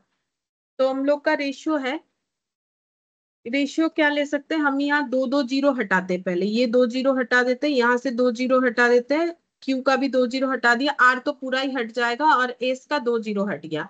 अब अगर हम लोग सिंप्लीफाई करें तो 1, ये हो गया 3, 3 5 से डिवाइड कर रहे हैं, ये 6 हो गया, ये हो जाएगा 3, और ये 2, मतलब 6,3,3,1,3,2। देख लो ठीक हुआ है कि नहीं, 6,3,3,1,3,2, 6,3,3,1,3,2, 6,3,3,1,3,2। अच्छा बीच में गैप कहाँ पर आएगा, आर, अच्छा इसके बाद गैप, आर तो नहीं होगा, 3,2, मतलब यहाँ पर एक बार देख लेते, 6,3,3,1,3 गैप और 2, 1,3 गैप, फिर 2।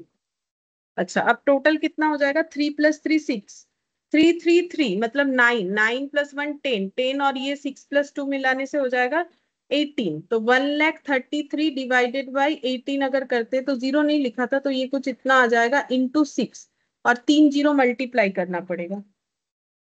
नहीं ऐसा तो नहीं है, राउंड में ही आएगा, तो मेरा कुछ गलत हो गया लग रहा है। ओ ओ ओ, गलत तो हुआ ही है। पी का जब डिस्ट्रीब्यूशन किया, पी खाली हो गया, फिर क्यू का किया। तो देखो एक्चुअली फिर पी का हुआ नहीं, क्यू का हुआ नहीं, अब पी क्यू में तो आगे होगा नहीं ना, मैंने वो भी लिख लिया है, और जोड़ भी दिया, लिखने का तो जरूरी है, नहीं लिखेंगे तो हमारा टोटल गलत आएगा। लेकिन हम लोग जब कैलकुलेट करेंगे तो यहाँ पर मुझे ये रेशियो में थोड़ा सा देखो, हम बता रहे हैं स्टेप लैडर में क्या होता है, पहले पी फिर क्यू फिर आर फिर S, line line by line होगा। तो पी का जो है, तो पी का हम लोगों ने खाली जब कर दिया, तब यहाँ पर ये जो है ये है एक्स वाई, रेशियो है एक्स वाई जेड। ठीक है, फिर पी अपने आप को प्रोवाइड नहीं करेगा, तो फिर उसके बाद था क्यू आर एस। ठीक है, फिर क्यू का होगा, तो क्यू का होगा तो वहां पर आ जाएगा एक्स वाई जेड। ठीक है, पी, ये पी वाला भी हम लोग का हो जाएगा खाली। ठीक है, मतलब ये हमें डिस्ट्रीब्यूट नहीं करना पड़ेगा। फिर यहाँ पर क्यू भी खाली हो जाएगा, और एस आएगा। अच्छा अब यहाँ पर जब हम लोग आर का करेंगे तो हम लोग का ये यहाँ पर पी क्यू दोनों खाली हो जाएगा, पी और क्यू दोनों खाली हो जाएगा, बाकी का डिस्ट्रीब्यूशन होगा। तो फिर यहाँ पर रेशियो हम लोग का हो जाएगा इधर से 3 और इधर से लास्ट वाला 1, मतलब ये भी हम लोग का खाली होगा। हाँ, ऐसे करना पड़ेगा। ठीक है, तो यहाँ पर हो जाएगा 1,33,000 divided by 336 plus 6 12, 12 plus 2 14 into 6, तो 57,000। Divided by 6 into 3, 28,500। फिर यहाँ पर भी हो जाएगा 28,500। अच्छा, अब ये खाली हो गया और यहाँ पर आ जाएगा 2, मतलब डिवाइडेड बाय 3 इंटू 2, तो ये हो जाएगा 19,000। और लास्ट में ये 19,000 का डिस्ट्रीब्यूशन होगा। तो 19,000 प्लस ये पूरा अमाउंट एस का जितना टोटल हुआ है। अब डिस्ट्रीब्यूशन ऑफ डिपार्टमेंट एस करेंगे, ठीक है। तो इसमें रेशियो क्या हो जाएगा, एस का पी, एक्स वाई जेड तो आएगा, एक्स वाई जेड आ जाएगा। देखते हैं पहले बेसिस क्या बोला है। तो बेसिस बोला है हमें एस का डिस्ट्रीब्यूशन का डायरेक्ट लेबर आवर। अच्छा, डायरेक्ट लेबर आवर बोला है, तो 434 तो होगा ही, क्योंकि प्रोडक्शन डिपार्टमेंट में तो जाएगा। बाकी हमें देख लेना है कि क्या आएगा। तो यहाँ पर लिख लेते पहले, नहीं तो गलत होगा। पहले फिर से 434 कर लिया, जो कि ये एक्स वाई जेड के लिए अवेलेबल है। अब हम लोग एस का डिस्ट्रीब्यूशन कर रहे हैं, तो पी का नहीं आएगा, क्यू का भी नहीं आएगा, हो चुका है वो सब, क्लोज हो चुका है। आर का भी नहीं आएगा, क्लोज हो चुका है। एस खुद को खुद सर्विस नहीं प्रोवाइड करेगा, तो वो भी नहीं आएगा। तो बस इतना ही आएगा। अब हमें टोटल देखना है कि कितना खर्चा हो रहा है। तो 30,000 और 5,000, 35 प्लस 12 प्लस 19, तो 35 प्लस 12 प्लस 19, ये अमाउंट हो रहा है 66,000। तो 66,000 को हमें डिस्ट्रीब्यूट कर देना है।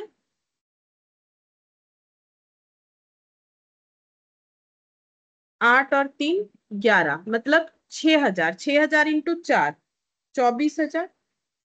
6,000 इंटू 3, 18,000। 6,000 इंटू 4, फिर से 24,000 हो गया, ठीक है। अब ये स्टेप लैडर इसीलिए हुआ, ये रहा ना, स्टेप बन गया, ठीक है। इस स्टेप लैडर मेथड में क्या होता है, जो सर्विस डिपार्टमेंट एक बार खाली हो गया उसमें और दूसरे बार हमें देना नहीं होता है, ठीक है। अच्छा,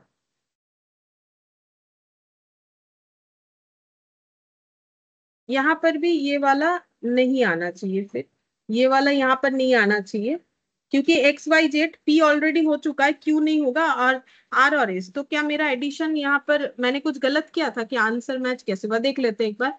यहाँ पर हो जाएगा 80,000, हम एक बार रीचेक कर लेते हैं। 80,000 डिवाइडेड बाई 3 प्लस 4, 4, 8, 8 और 3, 3, 3, 6, 6, 6, 12, 12 और 8, 20,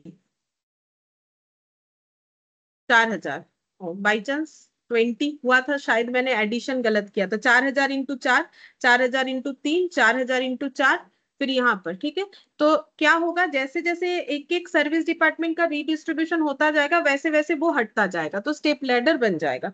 अब इसका हमें टोटल करना है। तो जब हम लोग टोटल करेंगे, तो हम लोग का पी खाली, क्यू खाली, आर खाली, एस खाली, बस ये सब टोटल करना है। तो हम एक्स का कर रहे हैं 1,93,000। बाकी अगर करोगे तो हम पूछ लेंगे, जल्दी हो जाएगा। 10,000 और 16, 26,000 प्लस 57,000 प्लस 24,000। 3 लाख। 10 वाला ड्यूटी का है। अच्छा, ये 3 लाख। और कौन सा, इसलिए मुझे गुस्सा लगता है, भाग यहाँ से, मैं नहीं खोलूंगी। क्या नहीं खोलेंगे? कौन सा वाला, इसके बाद माइक ऑन करने से कुत्ते लोग भौंकते रहते हैं साले।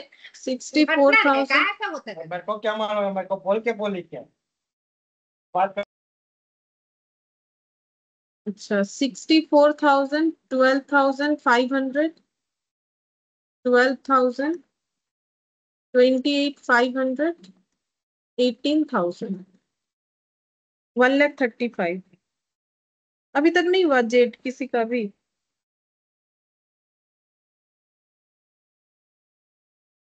1,60,000। 1 लाख, 1,60,000, हाँ 1,60,000, ये ठीक है। अच्छा, ये हम लोगों ने सेकेंडरी डिस्ट्रीब्यूशन कर लिया। अब नेक्स्ट क्या करना पड़ेगा, सेकेंडरी डिस्ट्रीब्यूशन के बाद ये बन गया पॉइंट ए। अब बोला है calculate the overhead recovery rate पर डायरेक्ट लेबर आवर। तो जो भी ओवरहेड आया है तो उसका रेट निकालना है डायरेक्ट लेबर आवर के बेसिस पे। तो डायरेक्ट लेबर आवर लिख देंगे। डायरेक्ट लेबर आवर क्वेश्चन में हमें दिया हुआ है 4,000, 3,000, 4,000, क्योंकि ये सब तो खाली हो गया, तो जो भी होगा प्रोडक्शन में आएगा। तो यहाँ पर ये आ रहा है टोटल एपोर्शनड ओवरहेड। यहाँ पर लिखेंगे डायरेक्ट लेबर आवर 4000, 3000 और 4000। ठीक है, तो अब बोलो ओवर हेड रिकवरी रेट कितना आ जाएगा।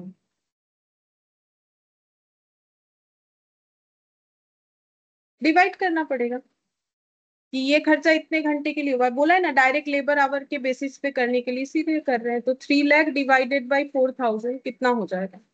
ये आवर है, ये रुपीज है। 75। अच्छा, ₹75 पर लेबर आवर।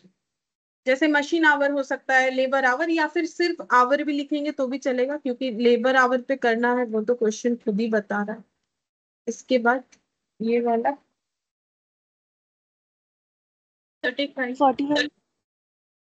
45 labour our. और ये वाला तो हम खुद निकाल सकते हैं, 40 रुपए होगा, है ना।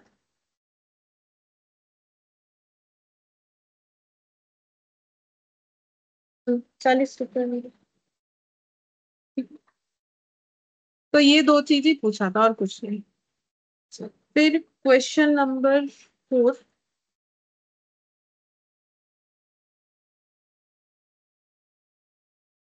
क्वेश्चन नंबर 4 इसमें बोला है Gemini enterprise undertake 3 different job A, B and C. All of them require the use of special machine and also the use of a computer. तो 3 स्पेशल जॉब है A, B, C, जिसको perform करने के लिए क्या चाहिए।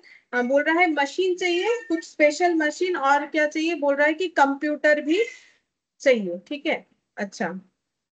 अब next क्या बोला है, the computer is hired, computer को भाड़ा लेके लिया गया, मतलब हायर किया गया, एंड द हायर चार्जेस जो है वो है 4,20,000 पर एनम। कंप्यूटर को यूज करने के लिए भाड़े में इसका खर्चा पड़ता है 4,20,000 yearly. The expenses regarding the machine are estimated as follows.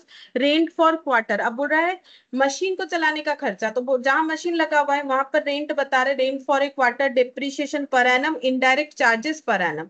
During the first month of operation the following details where taken from the job register.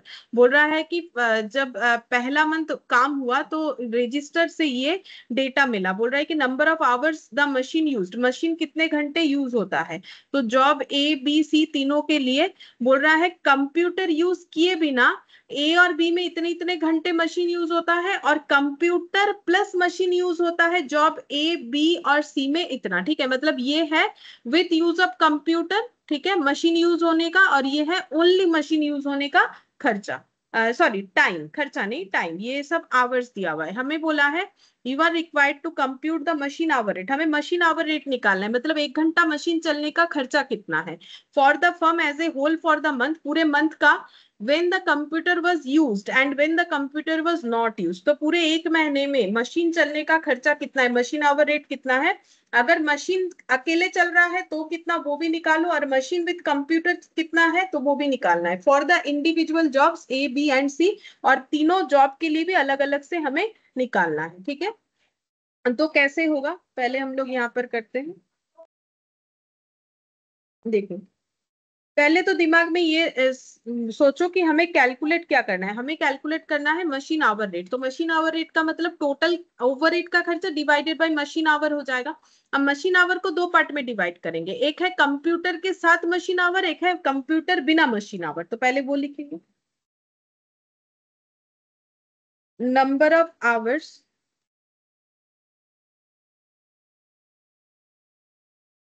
The machine used per month without computer. Computer के बिना सिर्फ machine कितने घंटे चलता है, तो without computer 600 plus 900 लिख लेते हैं। ये दोनों जॉब का मिला के लिखा, ठीक है, और एक जॉब का तो होता ही नहीं है, तो ये हो गया 1500 आवर्स। ये पूरे 1 मंथ का डेटा है। कैसे पता चला, ऊपर लिखा हुआ ये पूरे मंथ का डेटा है। और यहाँ पर लिखेंगे number of hours the machine used per month with computer, computer के साथ साथ मशीन कितना घंटा चलता है। तो ये तीनों का एडिशन 400, 600 और 1000,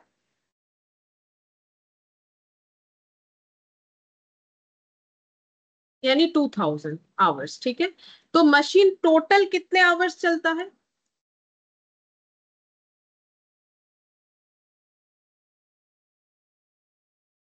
टोटल मशीन कितने आवर्स चलता है बोलो। मशीन और कंप्यूटर मिलके 2000 घंटा चलता है और सिर्फ मशीन ही चलता है 1500 घंटा, तो टोटल मशीन कितना घंटा चलता है? 3500।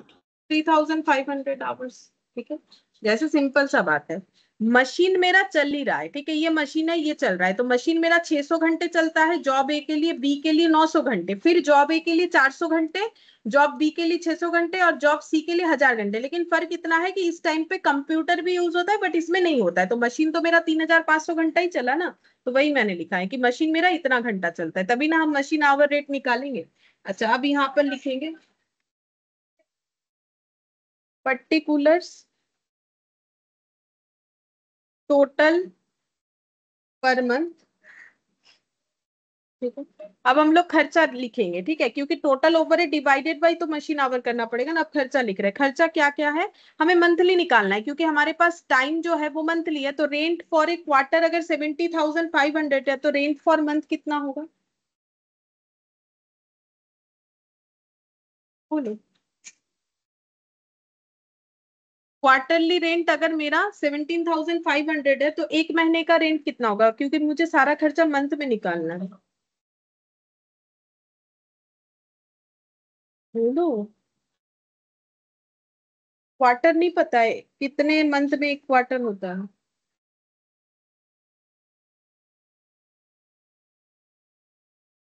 अरे बोलो, एक क्वार्टर का 17,500 खर्चा, एक क्वार्टर मतलब कितना महीना, पूरे साल में कितना क्वार्टर होता है? 1/3 मंथ। हाँ, तो डिवाइडेड बाय 3 करेंगे तभी ना पर मंथ निकलेगा। तो बोलो कितना आता है 3 से डिवाइड करने से?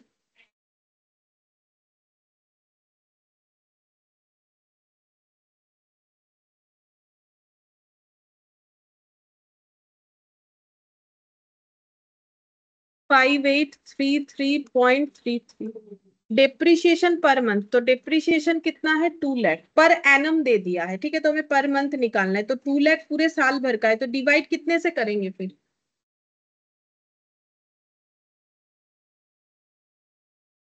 12 से करना पड़ेगा तभी ना एक महीने का आएगा। तो 16,667 ऐसे कर देते, 16,666.67। डिप्रिशिएशन के बाद और एक ही खर्चा है, indirect charges per annum. Indirect charges तो पर मंथ ये भी निकालेंगे, 1,50,000 डिवाइडेड बाई 12 मंथ कितना होता है?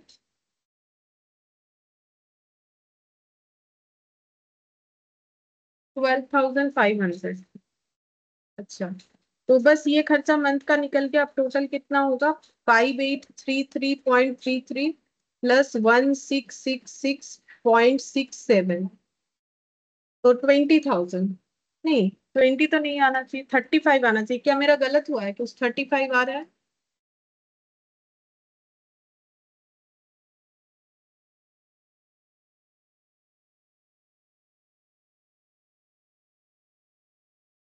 कोई कुछ भी नहीं कर रहे हो?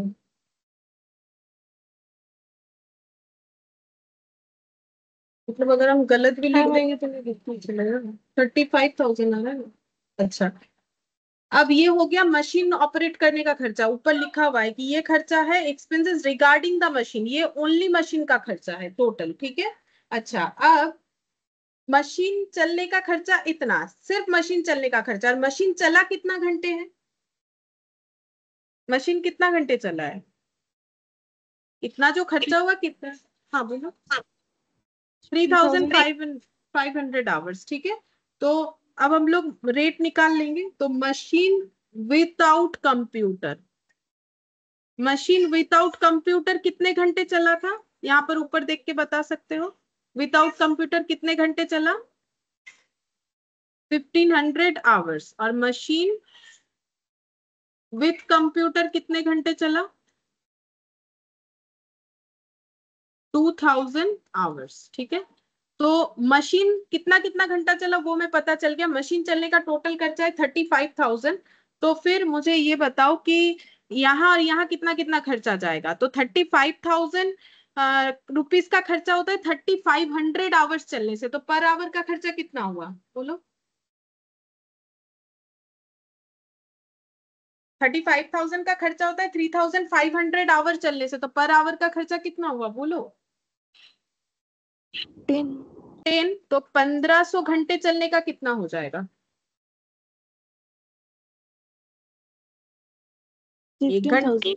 15,000 और ये वाला 10 रुपीज करके 20,000। ठीक है, या फिर इसको रेशियो में भी निकाला जा सकता है। कैसे, ये यूनिटरी मेथड करके भी कर सकते हो, ऐसे करके 35,000 रुपीज का खर्चा है 3,500 आवर चलने का, तो 1,500 का कितना होगा, ऐसे करके निकाल सकते हो। या फिर इसका रेशियो भी कर सकते हो इंटू 2,000। ये हो गया, हम लोगों ने खर्चा निकाल लिया कि मशीन चलने का खर्चा विद कंप्यूटर विदाउट कंप्यूटर कितना है। अब कंप्यूटर का खर्चा कितना है, कंप्यूटर को यूज करने का खर्चा। तो कंप्यूटर हायर चार्जेस है, तो कंप्यूटर का हायर चार्जेस है 4,20,000 पर एनम। तो कंप्यूटर चार्जेस पर मंथ कितना होगा, 4,20,000 डिवाइडेड बाई 12, तो कितना आता है।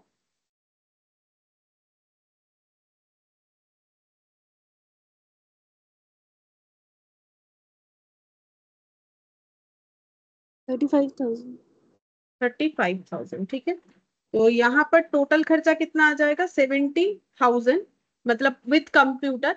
अब ये विद कंप्यूटर वाला खर्चा मुझे कहाँ लिखना चाहिए, क्या दोनों में डिस्ट्रीब्यूट होगा या किसी एक जगह पे ही लिखना चाहिए बोलो। जहां कंप्यूटर यूज हुआ है ऑब्वियसली वही लिखेंगे। अगर विदाउट कंप्यूटर है तो वहां कैसे लिख सकते हैं, तो यहाँ तो आएगा नहीं। ये कंप्यूटर का खर्चा मेरा यहाँ आ जाएगा, तो ये कितना हो जाएगा 55,000। ठीक है, तो मशीन का खर्चा 20,000 और कंप्यूटर का खर्चा 35,000, तो टोटल हो गया हम लोग का इतना। ठीक है, अच्छा अब यहाँ पर नंबर ऑफ आवर्स लिखेंगे। तो ये जो खर्चा हुआ है 15,000, ये कितने घंटे के लिए हुआ बोलो, 1,500 या 2,000 बोलो। तो देख के ही बता सकते हैं। और ये 2,000 घंटे के लिए। ठीक है, तो रेट पर आवर निकल जाएगा, बोलो रेट पर आवर कितना होगा। ये कितना हो जाएगा 15,000 रुपए का खर्चा 1,500 घंटे के लिए, तो ₹10 पर आवर। और ये वाला कितना होगा, यहाँ पर 55,000 का खर्चा है 2,000 आवर्स के लिए, तो ये कितना होता है 27.5। 27.5। ठीक है, 27.5 आवर हो गए। बस ये वाला हमें बोला था रेट पर आवर निकालने के लिए, हम लोगों ने निकाल लिया। ठीक है, कि यहाँ पर for the firm as a whole for the month, as a whole मतलब विथ कंप्यूटर विदाउट कंप्यूटर, जो भी सिचुएशन होगा, when the computer was used and when the computer was not used, तो उसका हम लोगों ने मशीन आवर रेट निकाला। अब इंडिविजुअल जॉब का निकालेंगे, तो इंडिविजुअल जॉब का ऐसे हो जाएगा ABC। ठीक है, तो यहाँ पर विदाउट कंप्यूटर, विथ कंप्यूटर। ठीक है, तो रेट पर आवर ये विदाउट कंप्यूटर 10 है और ये है 27.5। ठीक है, तो अब निकालना पड़ेगा। तो ए जॉब में कितना घंटा हो रहा है 600 और बी में 900। ठीक है, तो यहाँ पर हो जाएगा 600 आवर, और यहाँ पर रुपीज लिख देते हैं। 600 इंटू 10 करके कितना हो जाएगा 6,000 ए के केस में। और ए का विद कंप्यूटर है 400 घंटा, 400 इंटू 27.5 कितना हो जाएगा देखो, जॉब के हिसाब से निकाल रहे। तो ए जॉब में तो दोनों चीज अप्लाई हुआ है, तो थोड़ा बता दो जल्दी मुझे, 27.5 कितना होता है 11,000, तो टोटल कितना हो जाएगा 17,000। सेम तरीके से बी का निकालो, बी का 900 और 600, तो 900 और 600, तो 900 इंटू 10 तो 9,000 होगा, 600 इंटू 27.5 कितना होगा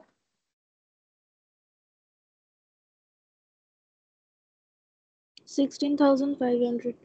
तो टोटल करके बताओ कितना होगा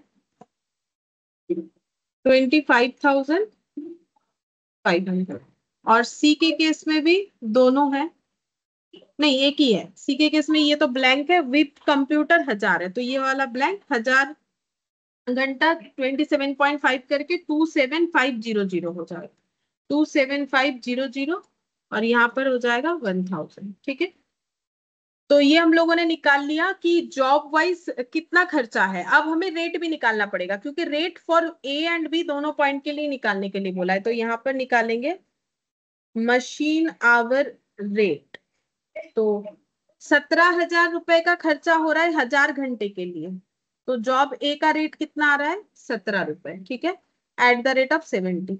और 25,500 का खर्चा हो रहा है 1500 के लिए। बोलो कितना होगा? 27,500 का खर्चा हो रहा है 1000 के लिए। इसका तो लिख ही लेंगे, इसका 27.5 ही आने वाला है।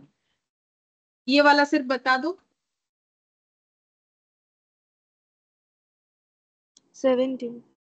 17। ठीक है, तो जो पूछा था वो हम लोगों ने निकाल लिया। जॉब वाइज रेट निकाल लिया, ओवरऑल रेट भी निकाल लिया। खर्चे को मंथली में ट्रांसफर किया, जैसा जैसा बोला था वैसा हम लोगों ने कर दिया, जैसे क्वेश्चन का इंस्ट्रक्शन था।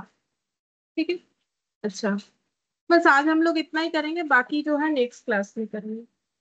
ठीक है।